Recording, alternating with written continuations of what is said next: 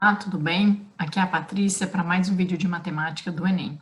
Hoje nós vamos falar sobre funções trigonométricas. Vamos lá? Um grupo de engenheiros está projetando um motor cujo esquema de deslocamento vertical do pistão dentro da câmara de combustão está representado na figura. A função h de t, 4 mais 4 vezes o seno de beta-t sobre 2 menos π sobre 2, definida para t maior ou igual a zero, descreve como varia a altura h, medida em centímetros, da parte superior do pistão dentro da câmara de combustão, em função do tempo t, medido em segundos. Nas figuras estão indicadas as alturas do pistão em dois instantes distintos. O pistão está aqui, então, à medida que aqui está na altura zero, à medida que esse pistão sobe, à medida que o tempo vai passando. Depois o pistão desce, à medida que essa parte de baixo gira ali, ela vai fazendo com que o pistão suba ou desça. O valor do parâmetro beta, que é dado por um número inteiro positivo, está relacionado com a velocidade de deslocamento do pistão. Para que o motor tenha uma boa potência, é necessário e suficiente que, em menos de 4 segundos após o início do funcionamento, que é o instante t igual a zero, a altura da base do pistão alcance por 3 vezes o valor de 6 centímetros. Para os cálculos, utilize 3 como aproximação para o π. O menor valor inteiro a ser atribuído ao parâmetro beta, de forma que o motor a ser construído tenha boa potência, é: a pergunta é menor valor inteiro do beta para que eu tenha condição de uma boa potência. Para que você tenha uma boa potência, o exercício está colocando a seguinte condição, que a parte superior do pistão, ela tem que, em menos de 4 segundos, alcançar por 3 vezes a altura de 6 centímetros. Como que o pistão funciona, né? Ele está na posição inicial, à medida que o tempo passa, ele vai subir, descer, subir, descer, e assim é o movimento dele, é um movimento periódico, né? Por isso que a função dada aqui é uma função senoidal, que é o comportamento de uma função periódica.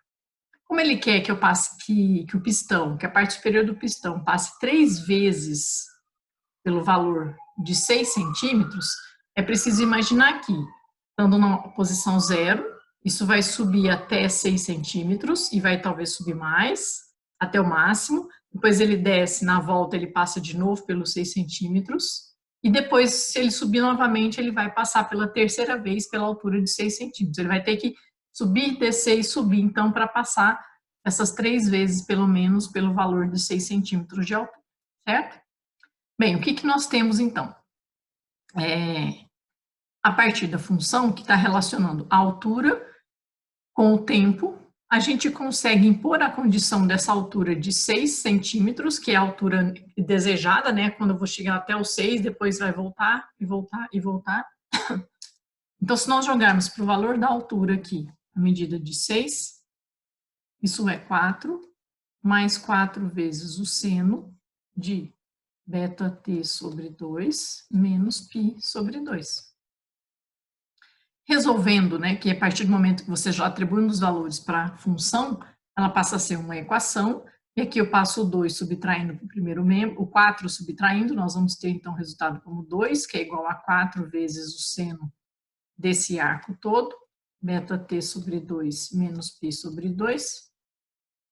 E aí o 4 que está multiplicando passa dividindo, ficaria 2 dividido por 4, que dá meio, que é igual ao seno de beta-t sobre 2 menos π sobre 2. Então, chegamos numa equação envolvendo a relação trigonométrica do seno. Eu quero saber o seno de um determinado arco, que vale meio. E a gente sabe do ciclo trigonométrico, né? Os valores de seno são lidos aqui no eixo y. O seno vai valer meio. Ele vale meio para os arcos nesta posição e para o arco nesta posição. Quando a altura aqui, né, o zero do eixo está aqui, 1 do eixo está aqui, o menos 1 está aqui, quando ele chegar exatamente na metade desse eixo. Quando eu estiver fazendo essa leitura de metade do valor do eixo. Quando que isso vai acontecer? Nós sabemos que o ângulo que vai me dar um seno valendo meio é o ângulo de 30 graus, ou π sobre 6 no primeiro quadrante, e o simétrico dele no segundo quadrante vai ser os 150 graus, ou 5π sobre 6.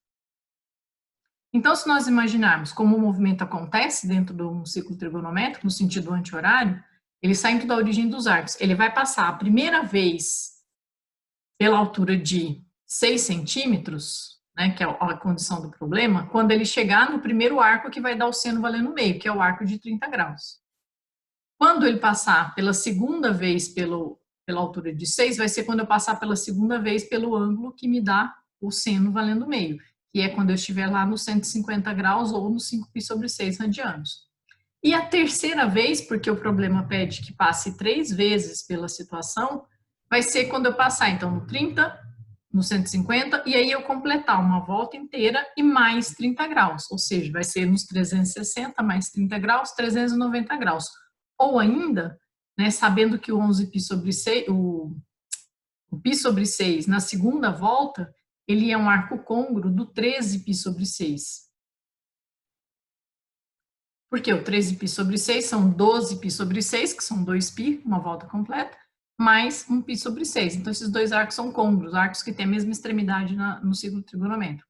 Então, a terceira vez, para atender a condição do problema, vai acontecer, a terceira vez de passar pela altura 6, vai ser quando eu subir, descer e subir de novo. E esse momento vai ser quando eu estiver com um arco de 11π sobre 6 aqui no ciclo trigonométrico.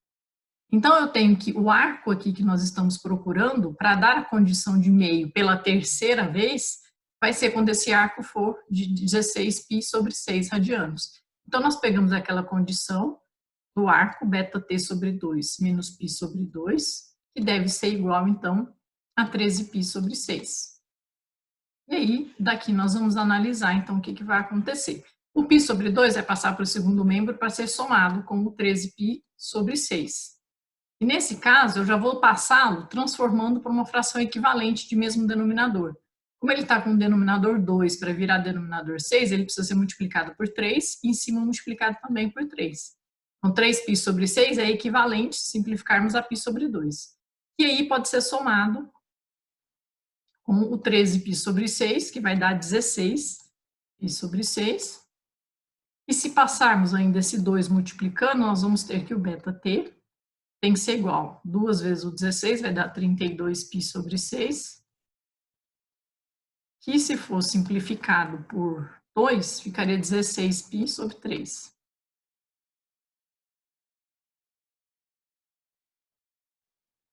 O que a gente ainda pode fazer aqui no exercício? Como ele sugere que a gente substitua o π por 3, esse valor então é 16 vezes o π, 16 vezes 3 dividido por 3, que na verdade pode ser simplificado. Então, nós temos a conclusão final que β vezes t tem que ser igual a 16. Corrigindo aqui. Bom, o exercício quer que nós achemos o valor do parâmetro β, o menor valor inteiro para ele. Mas nós temos uma outra condição no enunciado para o valor de t, porque ele diz que é necessário e suficiente que o tempo para que ocorra esses 3 movimentos, essas 3 passagens pela altura de 6, seja menos do que 4 segundos. Então, quer dizer que se eu tiver o tempo t menor que 4, qual vai ser a menor valor inteiro para que você atenda essa condição, que β vezes esse valor t, nessa condição que tem que ser menor que 4, tem que dar 16. O que a gente pode avaliar aqui? Se o t fosse exatamente igual a 4, o β teria que ser 4, porque 4 vezes 4 daria 16. Β e t aqui são duas grandezas que são inversamente proporcionais. Como o tempo vai ser um pouco menor do que 4, então meu β tem que ser um pouco maior do que 4.